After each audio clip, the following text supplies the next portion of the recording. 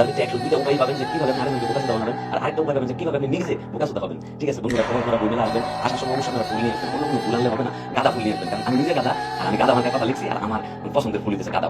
এই এক বোকাচোদা আছে,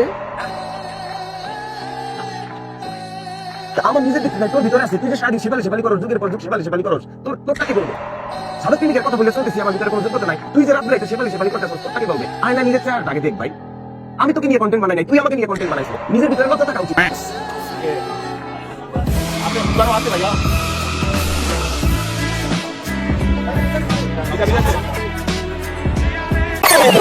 তোমরা সবাই হয়তো একটু চিন্তায় পড়ে গেছো যে নাহিদ ভাই হঠাৎ করে এদের পিছনে কেন পড়ছে। এদের পিছনে পড়ার মতো কঠিন এক কারণ আছে, সেটা তোমরা দেখতে পারবা খুবই ভয়ঙ্কর রূপে। সেটা যদি দেখতে চাও তাহলে অবশ্যই কানে হেডফোনটা লাগিয়ে নাও।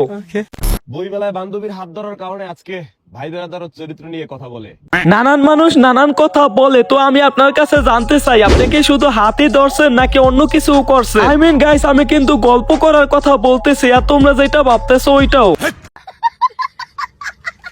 শোনো গাইস, একটা মানুষের জীবনে তার জন্য সবচাইতে বড় সম্পদ হলো তার চরিত্র। এখন এই চরিত্র নিয়ে শুধু কেউ কাউকে কিছু বলতে পারে না গাইস। তার চরিত্র নিয়ে যে মানুষ কথা বলতেছে, কথা বলার তো কারণ আছে, কারণ সে তো একজন মাগিবাজ। হ্যাঁ গাইস, আমি ঠিকই বলতেছি, আর এই কথাটা শুধু আমি না, এটা সে নিজেই বলছে। জিনিসটা হতাশাজনক, দুঃখজনক, আফসোসজনক, লাইক হচ্ছে মাগিবাজি। হ্যাঁ, মাগিবাজি এটা খুবই খারাপ, এটাকে আমি কখনোই সাপোর্ট করি না, আর ভবিষ্যতে করবো না। তো গাইস চলো দেখে আসি তার আরেকটা ভিডিও ক্লিপ।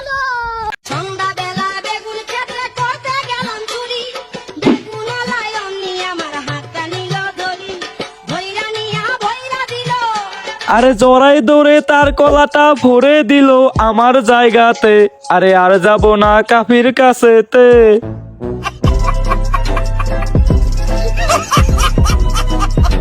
হোয়াটএভার গাইস, এতক্ষণ করেছি অনেক ফান, তোমাদেরকে দিয়েছি অনেক বিনোদন, এখন দিব ঠাপ। হ্যাঁ ভাই, ঠাপ দেওয়া শুরু করার আগে আছে ছোট্ট একটা বিজ্ঞাপন। তো গাইস, তোমরা স্ক্রিনে একটা চ্যানেল দেখতেছো, এই চ্যানেলটার নাম হলো এশিয়াল সুজ অফিসিয়াল। এই ভাইটা কিন্তু অনেক সুন্দর র‍্যাপ সং আপলোড করে। হ্যাঁ, যেটা থেকে তোমাদের অনেক কিছুই শেখার আছে। ওয়েট, আমি একটা ক্লিপ দেখাইতেছি। ওহে জনগণ, ট্রেন্ডিং এ কি আছে তোমরা কি জানো?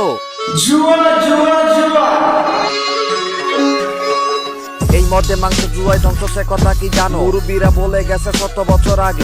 তো গাইস, গানটার ভিতরে কি আছে ওইটা তোমরা দেখলেই বুঝতে পারবা। তো গানটার লিংক আমার পিন কমেন্টে দেওয়া আছে, অবশ্যই ভিডিওটা শেষ করে গানটা দেখে আসবা। ওকে। বোরকা পরা আপুকে একটা ফুলও দিলাম না, শাড়ি পরা আপুকে 7টা ফুল দিলাম। হ্যাঁ, তারা তুই কেন একটা ফুলও দিলি না? গাইস, তোমরা বিশ্বাস করবা কিনা আমি জানি না, কিন্তু এই খানকির পোলার উপরে এই ভিডিওটা দেখার পর থেকে আমার পুরো সুজি। আমি আসলে বুঝি না একটা মানুষ কোন লেভেলের বোকাচোদা হইলে, ব্রেনলেস হইলে এরকম একটা কাজ করতে পারে। হ্যাঁ, সে যে কি করছে ওইটা দেখার আগে দেখি আমাদের ভাইটা কি বলতেছে। এরপরের স্ক্রিনশট গুলোতে যাই। এটা তো গেল, এটা তো তুমুল সমালোচিত হচ্ছে, সমালোচিত হওয়া উচিত, এতে পেজে রিচ বাড়ে। হ্যাঁ, তুই একদমই ঠিক বলছিস, এইগুলা করলে পেজে রিচ বাড়ে। এখন তোর মাকে নিয়ে তো আমি কিছু বলতে পারবো না, আমি তোর বউকে নিয়ে বলি। হ্যাঁ, আমার জানা মতে তুই এখনো বিয়ে করছ না, কিন্তু যে মেয়ে তোর ভবিষ্যৎ বউ হবে, হ্যাঁ তোর ভবিষ্যৎ বউয়ের কথাটা আমি একটু পরে বলতেছি, কিন্তু তার আগে আমার দুঃখের কথা তোরে কি বলবো। আমার অডিয়েন্স, আমার ভাই, আমার কলিজার ভাইগুলো এখনো জানেই না আমার যে একটা ফেসবুক পেজ আছে। হ্যাঁ, পেজের লিংক ডিসক্রিপশন বক্সে দেওয়া আছে, অবশ্যই পেজ থেকে ঘুরে আসার দাওয়াত রইল। তো গাইস, আমার এই পেজে অনেকদিন থেকে কোনো রিচ নাই, এখন আর ভবিষ্যৎ বউকে যদি আমি দোষার পরে ভিডিওটা যদি আমার ফেসবুক পেজে আপলোড করি তাহলে অবশ্যই আমার পেজে রিচ বাড়বে। আই হোপ গাইস, আমি এখানে যা বুঝাইতে চেয়েছি ওইটা তোমরা বুঝতে পারছো। তো দেখি আমাদের ভাইটা কি বলে। আর যিনি শাড়ি পরে আসছে, সুন্দর আর সুন্দর বাদ, সে শাড়ি পরে আসছে, তাকে ফুল দিলাম, মানুষকে জিজ্ঞেস করলাম সে কয়টা ফুল পায়। হ্যাঁ, সে শাড়ি পরে আইছে, তুমি মানুষকে জিজ্ঞেস করলা সে কয়টা ফুল পায়। এখন যে বোরকা পরে আইছে সে কয়টা ফুল পায়, এটাও তো তুমি তাদের কাছে জিজ্ঞেস করতে পারতে। ঠিক বলেছো, কিন্তু সে তা করে নাই। তো চলো দেখে আসি সে আসলে কি করছে।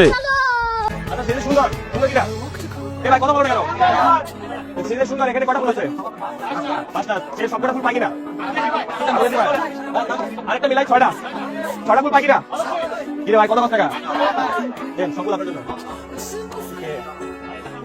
আছে, ফুল আরো আছে ভাইয়া।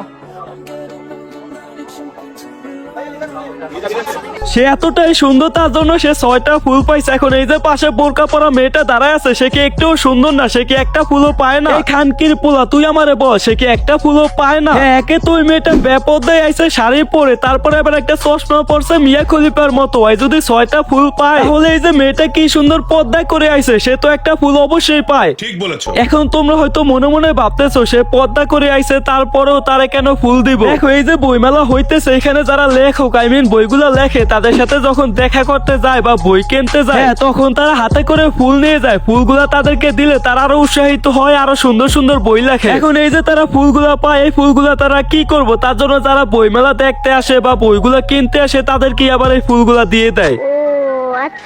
আই হোপ গাইস তোমরা বিষয়টা বুঝতে পারছো। আর ওরা দুজন যে পন্দাপুন্দি করতেছে, এটা নিয়ে যদি ভিডিও চাও তাহলে পার্ট 2 লিখে কমেন্ট করো।